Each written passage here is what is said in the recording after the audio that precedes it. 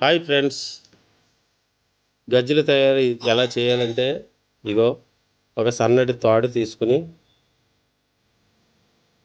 మొత్తం అన్ని గజ్జలన్నీ కూడా ఎక్కించుకుని ఇలాగా ఒక పైపుకి దగ్గరగా చుట్టబెట్టుకుని 2 మీటర్ల తాడు తీసుకుని అక్కడ దేనికన్నా కట్టుకుని తర్వాత అటు ఇటు అటు ఇటు అటు ఇటు అల్లుకుంటూ